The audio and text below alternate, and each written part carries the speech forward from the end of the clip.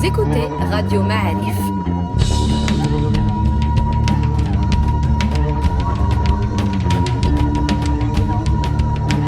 Le podcast Histoire.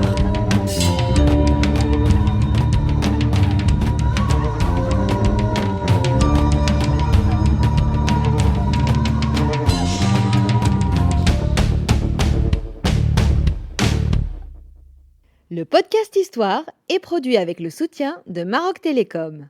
Bienvenue à tous sur Radio Ma'arif, un nouveau podcast Histoire, la suite plus exactement de l'épisode précédent, toujours avec Abdallah Fili. Salut Abdallah. Bonjour Seridan. Et Mustafa Kadeli. Mustafa, salut. Bonjour. Voilà, alors on va rappeler de quoi on parle. On parle des textes, on parle des historiens, on parle des textes qui font la base de votre travail, c'est-à-dire... qu'est-ce qui nous sert, qu'est-ce qui vous sert comme base pour d'outils de travail. D'outils, pour nous raconter ce qui s'est passé. Alors dans la première période, on s'est intéressé à la conquête omeyyade, qui a été racontée, si j'ai bien compris, bien plus tard que les faits. On a parlé également de la période almoravide, qui a été hélas effacée par le travail des Almohades qui voulaient supprimer les traces de cette dynastie. On a parlé de la période almohade, qui est alors là une production de textes locaux, intense, à volonté politique, de propagande, c'est le mot que tu as utilisé Abdallah. C'est bien ça ? C'est bien ça. On a également parlé de la façon dont ces textes avaient été étudiés par les orientalistes. On a parlé de tout ça. Et là, on va rentrer dans une période qui est très intéressante, c'est la période mérinide. Alors, qu'est-ce que tu peux nous dire sur les textes produits par la période mérinide ?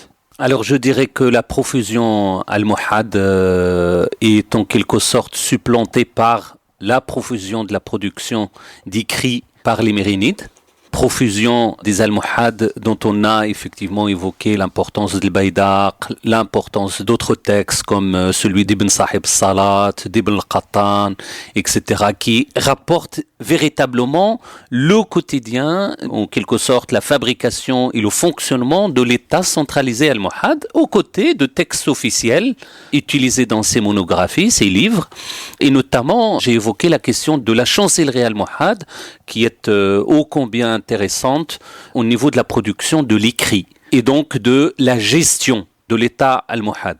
Mais ceci dit, on a des textes qui nous échappent encore, qui ont été perdus, soit parce que les mérinides en quelque sorte les ont brûlés, soit ils sont perdus dans la nature. Chez les vendeurs de ZDA. Voilà, et notamment justement de l'époque. Les premiers, exactement. Les premiers, ce qui est bizarre, c'est que les premiers textes, notamment Ibn Sahib Salat qui écrit à la fin au temps de Youssef ibn Abd al-Mumin, on a perdu pratiquement le premier tome de cet ouvrage, Al-Man bil-Imama, qui a disparu, on ne sait pour quelle raison, parce qu'il évoque justement les fondements ou la naissance de la révolution almohade. On n'en a pas ce texte. Et ça, c'est écrit par Ibn Sahib Salah, qui est quelqu'un du Sérail. De Sérail. C'est-à-dire que là, on est dans des textes qui sont écrits au moment où les choses se produisent, par les gens qui les produisent. C'est-à-dire, on n'est pas dans un regard extérieur, et on n'est pas dans un regard postérieur. Et donc, on a en quelque sorte des témoins oculaires pratiquement, des témoignages de premier plan, de première main, qui nous permettent en fait d'avoir une histoire pratiquement au quotidien. Ça, c'est important. Cette tradition va continuer à l'époque mérinide. Et c'est pour ça qu'on a une période avec les mérinides extrêmement riche en termes de production d'écrits. Et dont on va dire le personnage le plus important est certainement Ibn Abi Zar par son Rawd Jani Zahrat Rawd al-Qirtas. Rawd al-Qirtas. Et plus précisément الأنيس المطرب بروض القرطاس في أخبار ملوك المغرب وتاريخ مدينة فاس. Donc qui change complètement la donne. Face aux textes anciens, en fait, des chroniques anciennes qui commencent l'histoire, généralement, d'un pays comme le Maroc, par exemple, en faisant référence à la naissance de l'humanité, c'est-à-dire d'Adam, en commençant par Adam, etc., et toute cette histoire, on va dire, universelle, des origines jusqu'à la période dont il vaudrait nous parler, eh bien, Ibn Abi Zar commence l'histoire du Maroc par les Idrissides. Et vous voyez, par là, on l'a évoqué à plusieurs reprises dans ces podcasts, un choix délibéré, politique, et éminemment, j'allais dire une décision, éminemment réfléchie par le souverain ou les souverains mérinides.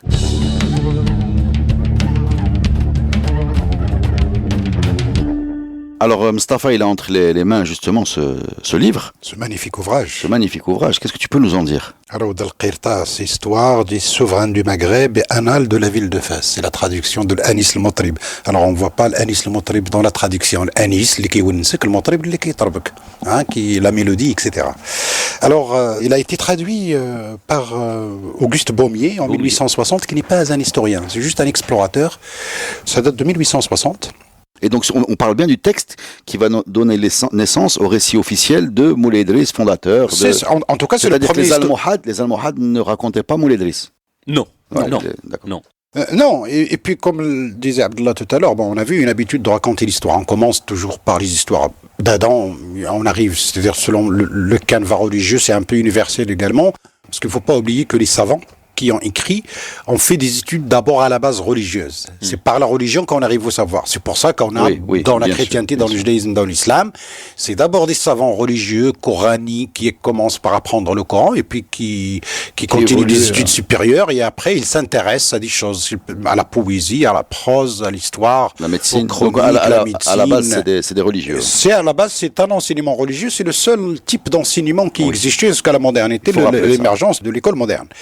Et donc, ce monsieur Baumier, qui n'est pas un historien, c'est un explorateur, il était venu au Maroc, à Essaouira, et il raconte un petit peu comment il a eu entre les mains, sur 15 années de recherche, 2 copies de ce manuscrit de Rawd al-Qirtas. Le premier, il le trouve à Marrakech, chez un frère, il le dit lui-même dans l'avertissement de son texte, et un second qu'il trouve à Tunis, une copie de ce Rawd al-Qirtas. Et c'est curieux de découvrir quand même, comme il raconte quand même, que la première traduction de ce texte date de 1693 en France. Première tentative de traduction. On est à l'époque de Moulay Ismaïl.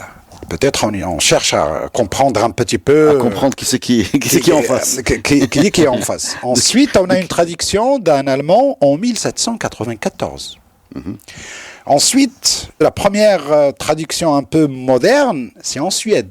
1846, une traduction en latin. Regarde, encore, le suédois n'est pas encore peut-être... n'était encore une dalle jamais prisée par les siens. Donc, on voit quand même comment cet intérêt pour les textes commence.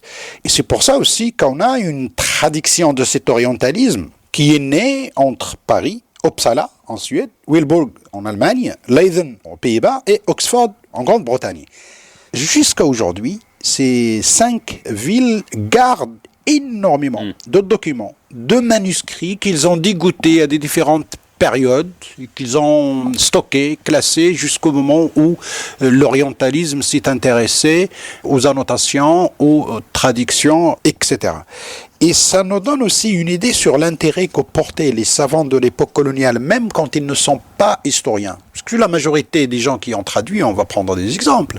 Je veux dire, on a eu une formation des historiens à la fin du 19e, début 20e, mais d'abord c'est surtout les interprètes de l'armée, des gens qui ont des fonctions officielles à l'intérieur de l'armée et auxquels l'armée demandait de faire ce travail de traduction pour expliquer, aider à maîtriser, à comprendre et à maîtriser bien sûr les indigènes et surtout à essayer de penser des politiques indigènes comme il disait à l'époque. Et c'est exceptionnel pour Rawd al-Qirtas. Cette diffusion a eu lieu déjà depuis l'époque médiévale. Une diffusion, c'est Mustapha a parlé de Tunis, etc. Et c'est diffusé très largement. Absolument. Et pareil en Europe, à l'époque moderne et à l'époque contemporaine, c'est absolument pareil. Donc une diffusion de cet ouvrage officiel qu'aucun texte n'a eu droit pratiquement ce succès. Ah oui. C'est un succès. C'est le premier best-seller, quoi. Voilà, exactement, qui est délibéré encore une fois, qui est voulu à l'époque des Mérinides et qui est recherché même au-delà parce que justement,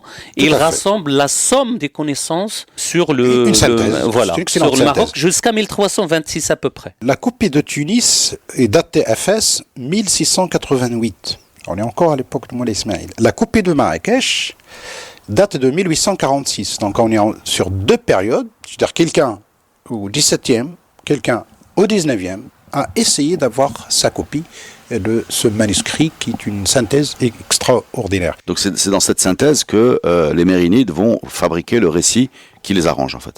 Ils vont fabriquer, et surtout, ce qui est intéressant, c'est que cette tradition va continuer. Il émane d'un grand faqih, d'un khatib de Qarawiyyin, Ibn Abi Zar', qui est très très bien intégré dans le sérail mérinide, qui est très proche de l'émir mérinide, et donc il porte en quelque sorte la parole de ce pouvoir.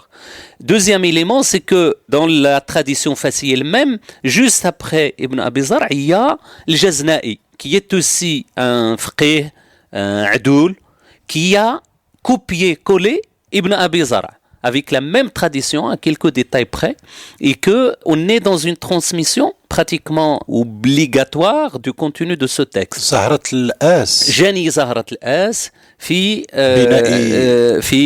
تاريخ مدينة فاس وبناء مدينة فاس, quelque chose comme ça. زهرة الآس, c'est quoi l'As? C'est la feuille de lys, la fleur de lys. La fleur, c'est lys. ça. Le lys. C'est la royauté, non, française. Oui, c'est le ça. symbole de la royauté française. Absolument, زهرة الآس.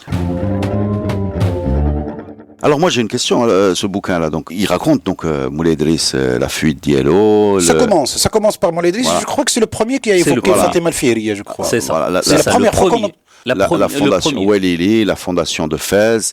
C'est-à-dire que cette histoire n'est que dans ce livre. Alors cette histoire a commencé par ce livre. Voilà, c'est ça ma question. Et débuté par Ibn Abi Zar'. Et c'est ça la chose la plus importante, c'est qu'il n'y a pas Le texte plus faux qu'Ibn Abi Zar'. Aux yeux des historiens, quand on évoque Ibn Abi Zar', on se méfie Mais énormément. qu'est-ce qu'il y a comme chose fausse, par exemple Par exemple, la construction de la ville de Fès. Il dit qu'en 192 de l'Hégire, Idriss II a quitté Volubilis pour construire la ville de Fès. En 193, c'est-à-dire une année après, Idriss II a construit la ville d'Al-Aliya, donc qui est l'autre qui est en face. L'autre Adwa sur l'Oued Fès. Sur l'Oued Fès. Et donc, c'est complètement faux. On le sait maintenant, que ce soit d'après les textes un peu plus anciens qu'Ibn Abi Zar', Ibn Saïd al-Maghribi, et également d'après les monnaies frappées à l'époque idrisside, même au temps d'Idriss Ier, dans la ville de Fès, c'est-à-dire en fait que la ville existait bien avant la fondation de l'Aliya d'Idriss II. En 193. Ça veut dire aussi que même la fondation de Marrakech, par exemple, qui est un peu plus tardive à l'époque almoravide, lui, il la situe en 1060 à peu près.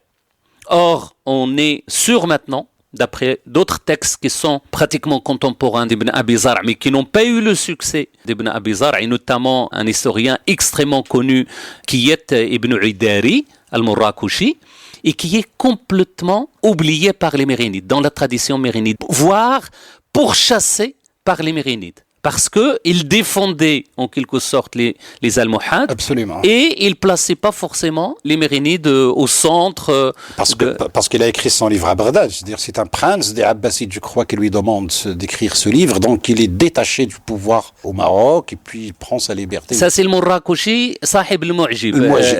Ils sont tous des Marrakechis. Mais Abdelwahid al-Murrakushi, pardon, j'ai confondu. Voilà. Ibn Udari, pardon. Ibn Idari, il date de l'époque mérinide. Le Bayan al-Maghribi, en 4 tomes. Sauf que lui, il a une tradition différente, avec des dates beaucoup plus sérieuses, avec un renvoi systématique à des ouvrages aujourd'hui disparus, mais qu'il a utilisés à son époque, etc., avec des datations complètement différentes d'Oraoud al-Qirtas. Donc, il est beaucoup plus crédible, mais il est relégué au second plan délibérément par les Mérinides. J'ai une question, Abdallah, justement, par rapport à ces textes. Comment en archéologie, dans le travail de l'archéologue et l'usage de ces textes, je crois que c'est grâce à des textes contemporains ou des gens de témoignages que, par exemple, l'histoire de l'agrandissement de la mosquée d'Armat, qui est rapportée, je crois, dans un texte et que vous avez pu vérifier sur le terrain. Alors ça, c'est un autre texte hagiographique de Tadili. Tachawuf ila rijal al-tasawuf, brillamment annoté par Ahmed Tawfiq. Ces titres qui riment me fascinent. Il faut qu'il s'impose sur la scène. C'est comme le titre d'un film ou d'un ouvrage.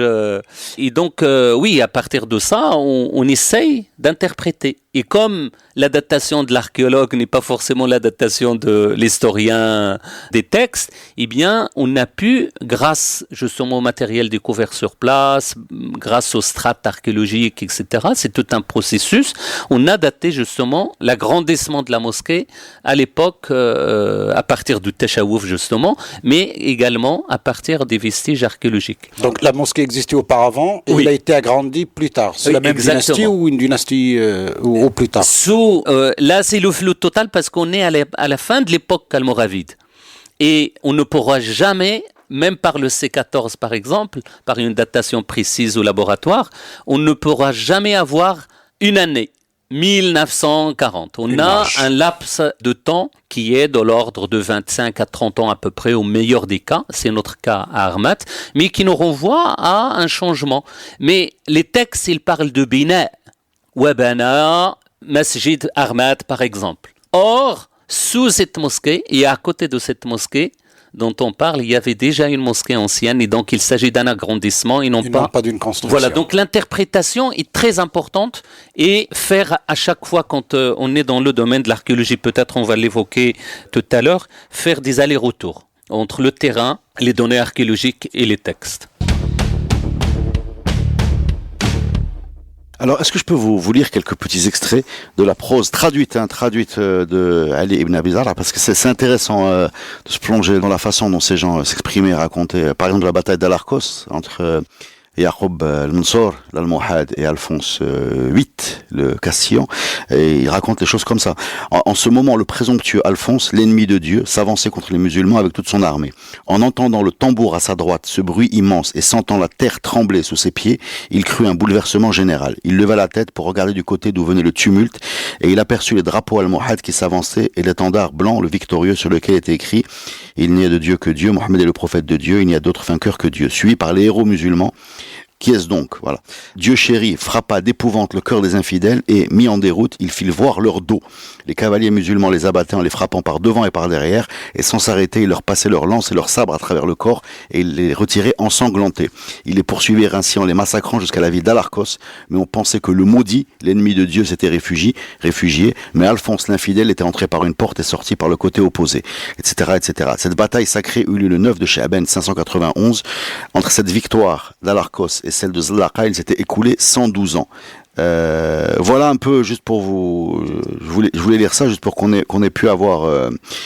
Puis il commença à courir sur les terres des chrétiens avec ses troupes, détruisant les villes, les villages, les châteaux, pillant, massacrant et faisant des prisonniers jusqu'à ce qu'il ait atteint le Jbel Suleiman. Seulement alors, il revint sur ses pas avec ses soldats chargés de butin. Il ne trouva plus de chrétiens capables de se mesurer avec lui. Là, je voudrais aussi lire le début de la bataille est décrit comme ça, enfin le début du conflit. Alors qu'Al-Mansur reçut le message, il en fut humilié, et l'amour-propre de l'islam se révolta en lui. Il rassembla les Almohades, les Arabes, les Znetsa, Msmoda et toutes les troupes pour leur dire la lettre. Et après avoir harangué, excité à la guerre sainte, il leur donna l'ordre de faire le préparatif de départ. Les préparatifs de départ sont très très décrits. Il raconte par exemple qu'il fait passer successivement dans l'ordre les Arabes, les Znetsa, les Msmoda, les Romara, les volontaires de toutes les parties du Maghreb, les Erzez, les Albalétriers, les Almohades et les Nègres. C'est ainsi que toute l'armée passa la mer et débarqua sur les rivages d'Algésiras. L'émir suivit immédiatement entouré d'un magnifique état-major de Cheikh al-Mohad, de guerriers, de docteurs et de saints du Maghreb. Dieu le Très-Haut l'accompagna, il mit pied à terre très peu de temps à Algésiras où il arriva peu après la prière du vendredi 20 de Rajab de la dite année, etc., etc. Donc il y a un côté cérémonial. Il y a un côté cérémonial, et donc ce texte-là, il est aujourd'hui fondateur de ce qu'on nous explique, ce qu'on nous raconte, c'est bien ça, avec ses imprécisions, avec son idéologie. Et si vous voulez en savoir plus, je vous invite vraiment à écouter un podcast qui s'appelle Les Mérinides, fait par le professeur Titsao, qui nous raconte pourquoi les Mérinides ont utilisé la figure de Moulay Idriss pour légitimer leur pouvoir. Et ce qu'on a là, ce livre de cet historien, est exactement l'illustration de cette politique de communication, on a envie de dire. Et j'en veux pour preuve aussi que Ibn Abi Zar'a a même influencé le grand historien qu'est Ibn Khaldoun. Justement, j'allais dire sur le contexte, parce que pendant très longtemps, les orientalistes, justement, ont parlé d'Ibn Khaldoun comme une sorte d'exception qui sort de nulle part. C'est ça. Or, il était dans un bain, justement, de production, et peut-être, je sais plus qui, je crois c'est Maya Schatzmiller qui a recensé une 60aine de textes qui abordent l'histoire à cette époque de Ibn Khaldoun. Donc, on peut pas lire Ibn Khaldoun directement, surtout quand on est dans la spécialité, dans le domaine de la période, sans aller faire un tour auprès des 60. Ils ont fait la même chose. Bon, parce qu'on dit, ils ont, depuis Ibn Khaldoun, plus personne ne l'a lu. Hein, comme ça ils disent, comme ça ils disent, ils ont écrit cela, je veux dire de Slan, quand il a fait la traduction, il croit découvrir une perle inconnue même par les concernés. Or, Ahmed Baba Timbukti en parle, Nasiri en parle, je veux dire, on a à différentes époques, on a les historiens qui relatent Ibn Khaldoun, alors que les orientalistes croyaient qu'ils découvraient quelque chose d'unique et d'inconnu par les concernés, etc., etc. Le paradoxe aussi qui est à évoquer par rapport à Ibn Khaldoun, c'est qu'on a un texte, les prologomènes, le Muqaddima, où il présente une histoire positiviste, scientifique, où il doute du contenu des textes évoqués tout à l'heure, le Msaoudi par exemple, Mourouj al-Dahab, etc., de ces textes orientaux qui ont commencé la tradition historienne, mais en même temps, quand il est venu parler de la période même proche de lui, eh bien, il se réfère à Ibn Abi Zar', qui a, je l'ai dit tout à l'heure, qu'il y a des datations et des chronologies complètement, je ne sais pas d'ailleurs d'où il les a sortis, et il les utilise, les yeux fermés. C'est-à-dire mais ils sont contemporains, non? Enfin, ils sont pas loin en tout cas. Ils sont pas très loin. Ils sont pas contemporains, mais ils sont pas loin parce que Ibn Khaldoun a vécu dans la cour des Mérinides à Fès et Ibn Abi Zar' est déjà mort en 1326, me semble-t-il. Donc finalement, cet esprit critique, cet éveil intellectuel du grand Ibn Khaldoun se retrouve amoindri dans son kitab Al-Ibar wa Diwan al-Mubtada' wal-Khabar. L'édition par le baron de Slan, qui était un interprète principal de l'armée française en Algérie, le Muqaddima, il l'édite en arabe en 1858.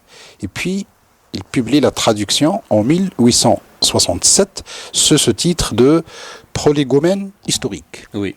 C'est pratiquement la base de toutes les traductions qu'on va avoir. Et bien sûr, auparavant, il avait déjà tenté de traduire Ibn Khaldoun, cette description de l'Afrique septentrionale, qui sont des extraits de Kitab al-Ibar 1847-1851. Alors aujourd'hui, avec la traduction de Shiddadi, d'ailleurs, on a un podcast sur le sujet avec M. Shiddadi sur Ibn Khaldoun, qui a traduit également son ouvrage. Et les spécialistes peuvent s'amuser à comparer les deux traductions entre celle de Deslan à un moment donné et celle de Shiddadi de nos jours pour voir un petit peu le grand décalage qui existe au niveau du vocabulaire, de l'interprétation, etc., etc.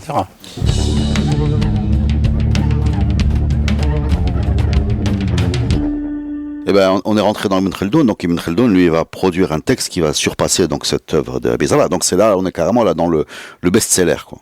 C'est ça. Lui, il va sortir même du Maghreb largement. On est d'accord? Oui. Ou il va sortir après. C'est-à-dire, est-ce qu'Ibn Khaldoun, au moment où il écrit, au moment où il publie, il a l'impact qu'on lui reconnaît aujourd'hui ou il va venir plus tard? C'est ça ma question. Les historiens l'ont utilisé. Je veux dire, j'ai évoqué tout à l'heure Ahmed Baba Timbukti qui date de l'époque saadienne, ou Nasiri qui date du 19e siècle. Je veux dire, pour les gens qui faisaient dans la chronique historique, qui ont écrit dans l'histoire, certainement, ils ont lu Ibn Khaldoun et des fois ils le citent nommément quand ils parlent de périodes précédentes.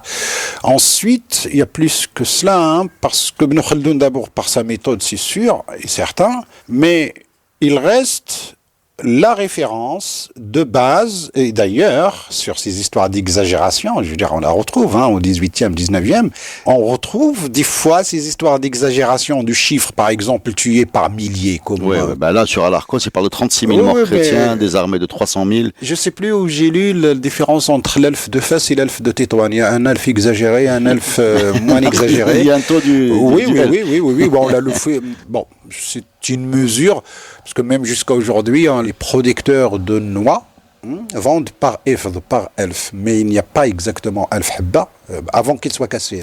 Chez les grossistes, enfin les producteurs, quand ils vendent aux grossistes, ils vendent par elf, par ifd, mais c'est absolument pas 1000 habba de noix. Oui, mais je veux bien, mais quand tu dis qu'il y a 1000 soldats, ça doit être 1000 soldats. Enfin, je veux dire, je comprends que tu vas pas compter les noix, mais les humains. Les mesures de capacité, العبرة ديال فاس ماشي هي العبرة ديال تطوان. Non, dans la langue, regarde comment dans la langue française, d'ailleurs, quand on dit un millier et mille. Oui, donc il y a une distinction entre deux. Et je crois que peut-être aussi c'est le cas quand on dit elfe. C'est pas forcément elfe, ça peut être juste une centaine qui dépasse les 500 et qui se rapproche de l'elfe, mais c'est pas forcément 1000 et au-delà. Alors moi j'ai une question par rapport à ce livre là que je décortique régulièrement. Quand il raconte donc Zlaqa, il raconte Alarcos, et il glorifie les sultans, l'émir Youssef, normal, vainqueur de Zlaqa, et l'émir Yaqub. Donc dans cette logique mérinite, vous nous dites souvent qu'il y avait toujours une petite concurrence, jalousie de dynastie à l'autre. Là quand même leur historien tresse des louanges à Yaqub Mansour et à Youssef Ntachfin. Je vais me dire, il n'a pas le choix peut-être, mais en tout cas il le fait. Je crois que c'est là que la question pourrait revenir, c'est que nous sommes au moment où les Mérinides commencent à chuter et à perdre de la place en Espagne, en Andalousie exactement. Et je crois aussi que c'est une manière aussi de se reposer sur les gloires passées pour faire passer une pilule d'un moment donné. À mon avis, mais ça reste une interprétation, il vaut ce qu'il vaut, comme on dit, parce qu'il faudrait voir entre les dates la situation politique et le début de ce tournement idéologique avec lequel on va arriver finalement à un espace territorial où la Reconquista arrive même en Afrique. Parce qu'il ne faut pas oublier que la Reconquista, avant que les chrétiens, ce qu'ils appellent la Reconquista, c'est les taïfas, de nouveau un peu les taïfas de l'Andalousie qui commencent à occuper les côtes marocaines bien avant les chrétiens. Et donc les Mérinides qui étaient en position de force, héritiers des empires qui étaient dominants, ils se retrouvent dans une situation où ils commencent à être dominés même par les taïfas d'Andalousie. Et puis il n'y a pas de contradiction. Du moment où le mec est décédé, c'est du passé. Il n'est pas en relation directe avec les Mérinides. Ouais, mais Par contre, ils ont coupé la tête à un décédé. Hein. Oui, ça, je suis d'accord, mais à partir où la question se pose, c'est à partir du moment où il y a le conflit direct entre les Mérinides et les Almohades. Ibn Abi Zar' ne défendra jamais les Almohades. Il les a traités de tous les noms. Par contre, il glorifie le militaire. Mais c'est contre les chrétiens. Mais c'est du passé, déjà, du passé lointain, et peut-être contre les chrétiens. Mais en tout cas, et même sa crédibilité lui-même en tant qu'historien, il ne peut pas dire Yaqub al-Mansour La'natullahi alayhi n'a rien fait ou quelque chose comme ça. Je ne crois pas qu'il y a une légitimité, il y a une éthique. Voilà. Et une déontologie entre parenthèses du métier, même si bien évidemment on ne peut pas en parler dans les mêmes termes qu'aujourd'hui, mais en tout cas une exigence qui peut bien évidemment partir du métier lui-même, c'est que je suis historien et donc je suis à un minimum détaché par rapport à l'événement. Deuxième élément, c'est que religieusement, ça ne serait pas une très bonne chose, je pense, que de traiter quelqu'un qui est décédé, qui est mort, etc., d'une façon qui n'est pas crédible, parce qu'il y a d'autres textes. Oui, mais quand on arrive à l'histoire de Moulay Idriss, là, par contre, il y a eu des libertés de prise. Il y a eu la fabrication d'une légende, quoi. Oui, mais il n'y a pas de texte, justement.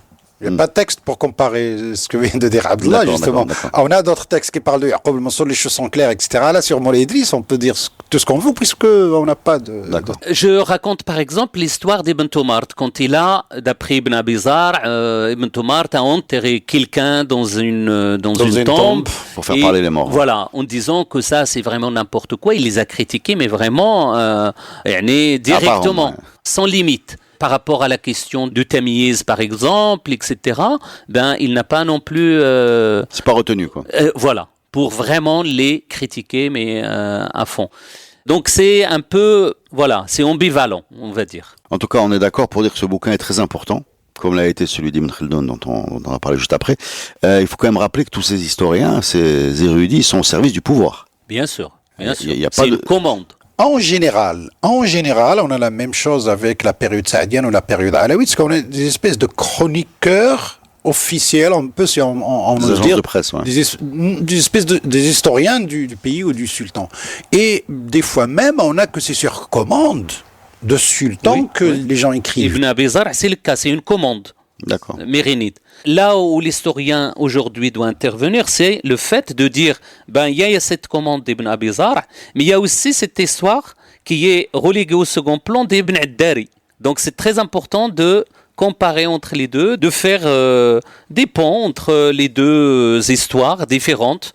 Il y a un gars qui vit à l'intérieur du sérail et il y a un gars qui est en dehors complètement de... Et c'est là que les historiens s'amusent effectivement et puis font appel à d'autres documents, toujours dans le domaine de l'écrit, les chroniques locales, les histoires de l'Hisba al-Muhtasib ou bien ce qu'on appelle Nawazil. Alors décrit, ça c'est ces autres sources que les récits, ces grands récits, donc décrit ce que c'est que la Hisba, ce que c'est que Nawazil, c'est très important.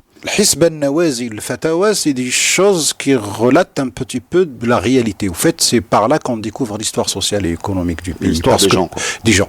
Par la vie réelle, par la vie quotidienne, par exemple les histoires de Hisba al-Muhtasib, ce qu'on considère comme le prévôt des marchands, ou Nawazil, c'est-à-dire Nazila, une sorte de jurisprudence, quelqu'un qui pose une question à quelqu'un et ce quelqu'un répond, et en général... Il répond, c'est un mufti. Sur la base d'une question. S'il n'y a pas de question, il n'y a pas de... Les questions disent non sur les préoccupations, les problèmes. Oui, sur les problèmes. Ça peut être un problème d'irrigation, un problème de voisinage, un problème de mariage, un problème de divorce, un problème de marchand, un problème... Ça peut être tous les problèmes possibles et imaginables. Et même intellectuels. Hein. Oui, il y a des gens qui se posent des questions qui n'ont pas d'existence réelle dans leur vie quotidienne, mais ils se sont posé la question comment telle ou telle chose fonctionne. Eh bien, le Mufti répond. D'accord. Et ça existe. On a des recueils de ce genre de questions-réponses de Mufti.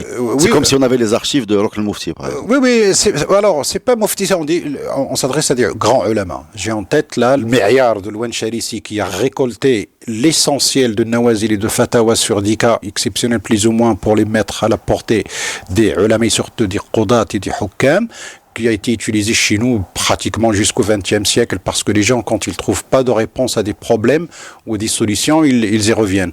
Mais j'ai pensé à ce texte, par exemple, après la mort de Mansour le Saadien en 1603, on est en 1605, Abdel Mounaïm al-Hahi, c'est un texte édité par Azaïkou qui avait des visées de pouvoir et il pose une question à 5 ulama. ما رأيكم في سكان هذه الأجبال يجتمعون عن آخرهم ويختارون من بينهم أهل الحل والعقد فهل ذلك جائز في الإسلام أم لا.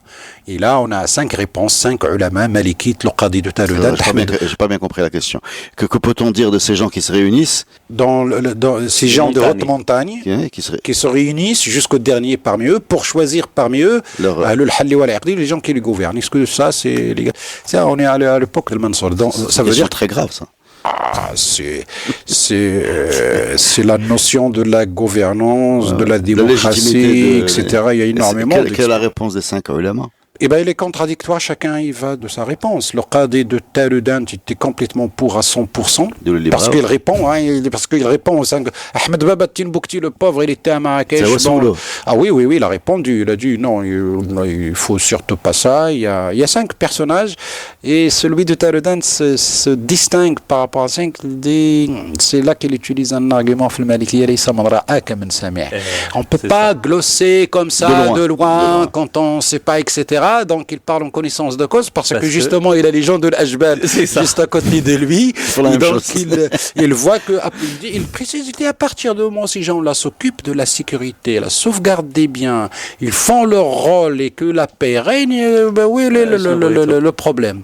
Or, comme justement il vit au milieu, Taloudan est une capitale de montagne entre l'anti-Atlas et le Haut-Atlas, donc j'imagine. Mais Ahmed Baba Tinboukti, très connu, d'ailleurs qui nous a laissé une quarantaine de manuscrits, dont un sur l'esclavage suite à une question encore de, je sais plus, qui lui a posé, un marchand d'esclaves qui lui pose une question sur l'esclavage. Il dit, je suis au Soudan et j'ai peur d'esclavagiser des musulmans.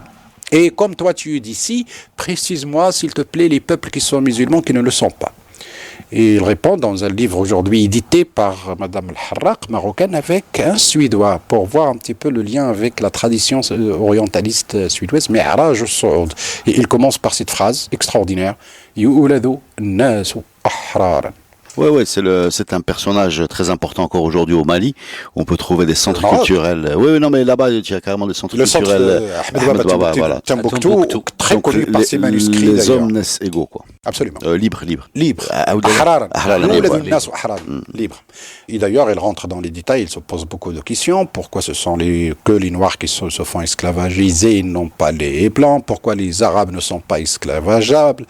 Et il dit, non, normalement, on ne doit respecter qu'à Quraysh ihtiraman lin-Nabi. Si l'esclavage, finalement, est plus ou moins légal, illégal, eh ben, si c'est légal, si tout un chacun a le droit d'esclavagiser tout un chacun, eh ben, tout un chacun qui tombe sur quelqu'un, il doit l'esclavagiser quelque chose, sauf Quraysh ihtiraman lin-Nabi, parce que bon, c'est honteux quand même. C'est-à-dire, c'est le raisonnement inversé, c'est-à-dire puisque tout le monde, tout le monde était égaux, en fait, il est en train de démontrer que les Noirs sont considérés comme esclavagisables. C'est ça par rapport aux Noirs. Finalement, c'est une question de couleur de peau plus que de... Ah, mais une gymnastique intellectuelle extraordinaire. Il est mort en 1627. Donc Fishtali, donc ça nous occasion de parler de Fishtali, raconte la discussion avec Ahmed Mansour. Voilà. Absolument. Alors, qui est Fishtali? Est-ce que Fishtali a produit des textes qui vous intéressent ou pas? Bien sûr. Le grand vizir, il était de Mansour. Voilà, c'est ça aussi une tradition historienne d'historien qui vit au palais, en quelque sorte, auprès du souverain, du roi. Et il nous a gratifié d'un très grand livre, Manahil al-Safa, fi ma'athiri mawalina al-Shurafa, qui est encore une fois un texte élogieux sur Ahmed Mansour et la dynastie saadienne d'une manière générale. Et il s'inscrit dans une continuité par rapport à ce qu'on a vu par rapport aux Almohades, par rapport aux Mérinides, etc., qui a l'avantage de vivre et de nous rapporter des textes, mais vraiment de l'Bay'a, par exemple, de description Mansour, très précise, extrêmement précise. Elle est témoin. Avec les textes de première main, dont on n'a pas idée maintenant où ils sont et qu'on a par exemple par le biais de ces historiens. C'est vrai, ils parlent d'un point de vue effectivement du pouvoir, contrairement aux textes indirects de Nawazil et de Hisba, qui sont plus populaires entre guillemets. Et qui sont effectivement une tradition vécue. Excuse-moi, je te coupe, il n'y a pas que Nawazil. Hisba, il y a des textes qui sont... Par exemple, je sais qu'il existe un livre de recettes de l'époque almohade. Exactement, voilà, exactement. Où on raconte comment préparer... Exactement. Voilà, ça aussi, ça ouvre... Les livres de cuisine, les livres culinaires, les livres sur la santé, les livres... chevaux, Kutub al-Ardiya, tous les savoir-faire, justement, de l'époque. On a des choses, par exemple, sur comment... Kutub al-Wata'iq, par exemple, c'est-à-dire comment un adl peut écrire par exemple une propriétés, une vente, les actes etc. De propriété. C'est-à-dire, et on les voit dans la succession, dans l'évolution de chacune de ces spécificités, de ces spécialités scripturaires, on voit effectivement l'évolution des préoccupations des gens.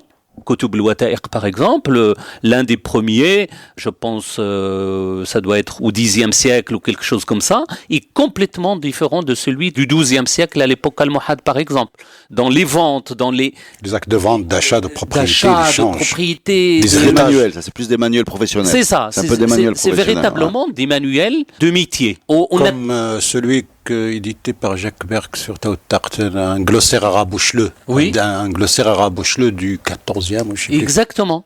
Et dont on trouve, par exemple, ces manuels, dont on trouve parfois, quand on tombe sur les archives, et ça c'est une grande question, les archives dans le monde musulman, dont on trouve en quelque sorte la valeur quand on tombe sur le texte d'archives lui-même, de vente d'une maison, ou d'acte de propriété, ou d'acte je sais pas, d'achat, etc., ou de rahn, et tout ça. Et puis on a les éditions des lettres almohades, effectuées par les veuves provençales, et puis qui ont été repris, je sais plus, par un collègue marocain, où on a toutes les lettres, où les almohades... Azzaoui, absolument. Où on a une collection des lettres de la période almohade, des lettres de pouvoir de sultan. Des centaines. Du millier peut-être même, parce que les volumes sont... C'est énorme. Mélier patétoiné, non, facile. Je crois. Les milliers de lettres qu'on a sur... c'est des milliers de... Non, les volumes sont volumineux. On parle des chroniques officielles, comme le cas de Fishtalif, le cas saadien, mais parce que on a toujours des chroniques qui ne sont pas officielles, par exemple, comme c'est anonyme. Oui. Tiens, on ne connaît pas l'auteur. Tarikh Dawlat Tagmadarti. Parce que les saadiens, c'est anonyme, ils les appellent Tagmadartiya par rapport à Tagmadart, qui se trouve aujourd'hui entre Donc c'est quelqu'un qui n'est pas lié aux Saadiens, qui décide de raconter leur histoire. Et qui est même opposé, critique. qui est très critique.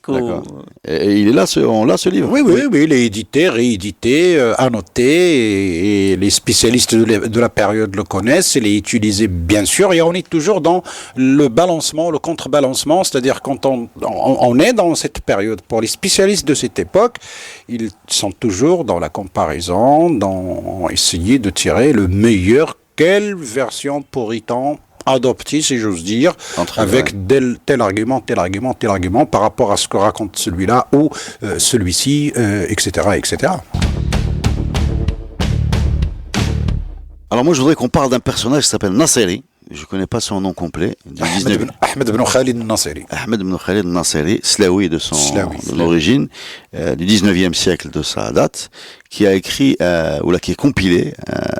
Pourquoi je veux parler de ce personnage? Parce que donc il a écrit ses 8 volumes, enfin aujourd'hui 9 volumes. Comment il s'appelle son livre? Alors, pourquoi je veux parler de ce personnage? Parce que si aujourd'hui vous allez dans une librairie pour demander des documents sur l'histoire du Maroc, on est en 2022, on va vous proposer ce livre, qui donc date d'il y a 150 ans. C'est considéré encore comme une référence et on le trouve partout en l'occurrence. C'est gros, c'est vendu en plusieurs volumes. Ce personnage-là, donc visiblement, a rendu service à ses concitoyens et pendant plusieurs générations, vu qu'il a fait un travail qu'on utilise encore aujourd'hui. Qu'est-ce qui l'a motivé? Première question. Et comment se fait-il qu'on n'ait pas d'autres documents qui soient venus supplanter ce document de synthèse? Non, il est le dernier au 19e siècle. C'est une commande du sultan Hassan Ier. Ouais. Comme dans la tradition, avant lui, il y avait Abou al-Qasim al-Zayani au début du 19e siècle, à l'époque de Moulay Slimane. Et puis après, entre Abou al-Qasim al-Zayani... C'est une commande sultanienne, ça. Oui, entre Abou al-Qasim al-Zayani et Nasiri, on peut évoquer Akinsus, le Jaysh al-Arab. Donc, c'est Mohamed ibn Abdelrahman. C'est Moulay Abdelrahman, ibn Hisham et Mohamed ibn Abdelrahman. Donc, vous voyez, sur le 19e siècle, on a 3 Nasri, c'est le dernier. C'est le dernier. Mais il est encore là, quoi. J'ai l'impression. Je suis épaté par le travail de ce bonhomme. D'abord, c'est le dernier qui compile. Donc, il utilise. Donc, il est plus à jour. Il est plus à jour. Il utilise Rawd al-Qirtas, il utilise Ibn Khaldoun, il utilise énormément de sources. Ce qui est admirable, c'est qu'il parfois il propose 2 versions. Oui. Alors ça c'est bien ça. Oui. Il y a des gens qui disent ça ou des gens qui disent ça. Et oui, parce qu'elle est dans la compilation, mais en même temps dans son regard critique. Et puis aussi, surtout, il assiste à des changements. Je veux dire, il voit, il y a les Français qui sont à Alger, sont arrivés. Je veux dire, ils sont là, ils tournent autour. Peut-être, il est dans une logique, une nouvelle logique de compréhension. Surtout qu'il a un contemporain tunisien, Ben Abi Diyaf, qui était également une sorte de vizir du Bey, qui a laissé également un peu, je dis, le Nasiri tunisien, ou la Tunisois, qui nous a laissé également une histoire extraordinaire de la Dawla Tunisiya, comme on l'appelle, et qui est un peu dans le parallèle. Alors peut-être il s'est inspiré, surtout que Ibn Abi Diyaf avait accompagné le Bey en France. C'est l'une des rares visites du chef d'État de Chinou qui sont partis en Europe. Et surtout aussi que le Bey avait publié ce qu'on appelle Ahd al-Aman. Ahd al-Aman, l'égalité entre Tunisiens, quelle que soit leur confession. C'est le début un petit peu de l'État moderne, bien avant la conquête coloniale en Tunisie qui commence en 1881-83. Et donc cela, à mon avis, ça avait de l'impact parce que ça circulait énormément. Et les textes, surtout parce que c'est ça aussi le rôle des pèlerins, c'était surtout les gens lettrés, les ulama, les gens qui sont aisés, qui allaient là-bas, non seulement pour le pèlerinage, mais pour vendre des manuscrits et acheter des manuscrits. C'est là qu'est les métiers des copistes. Je suis en route, Tunis, c'était une étape très importante. Je vais chez les copistes, je vois comme si je vais chez un libraire, je demande quelles sont les nouveautés, il me dit les nouveautés, je choisis et je passe commande et je la récupère au retour. Et moi aussi, les textes que j'ai amenés avec moi, je peux lui proposer, s'il veut, faire des copies pour qu'il les laisse chez lui, pour qu'il puisse les vendre. Et c'est comme ça que la circulation de la connaissance se faisait.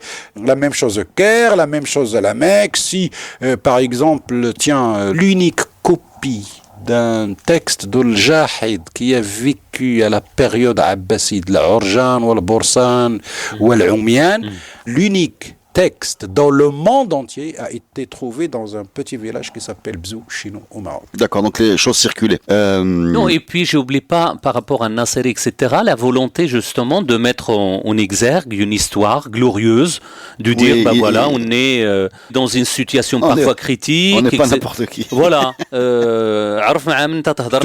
Tout à fait. D'ailleurs, ça se prolonge au niveau du XXe siècle, parce qu'on a, par exemple, on a Abdelrahman Ben Zidane. C'est ça. On a sur Meknès, d'ailleurs. On a l'Abbas Ben Brahim sur Marrakech. On a Mohamed Daoud sur Tétouan. Sur le Sousse et le Sahara.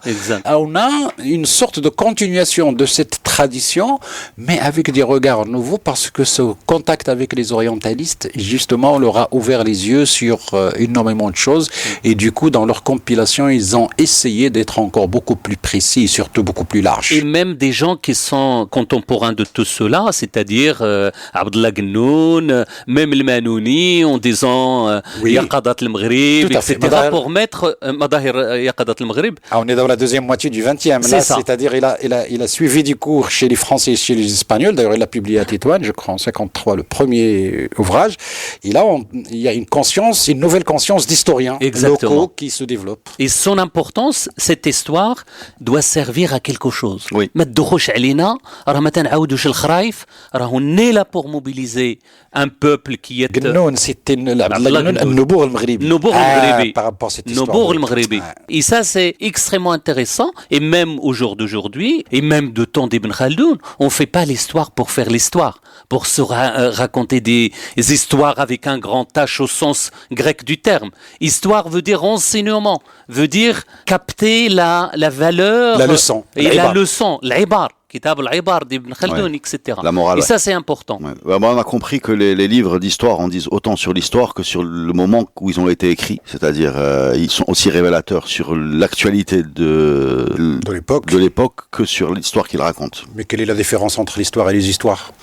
Mais écoute, je ne vais pas trouver mieux que cette phrase pour terminer ce podcast. L'histoire des histoires, c'était passionnant. Merci les amis et à la semaine prochaine pour un nouveau podcast sur Radio Maalif.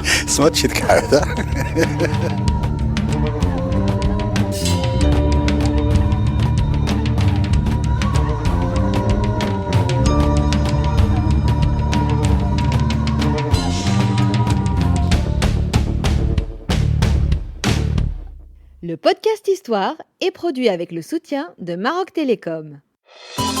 Maroc Télécom, un monde nouveau vous appelle.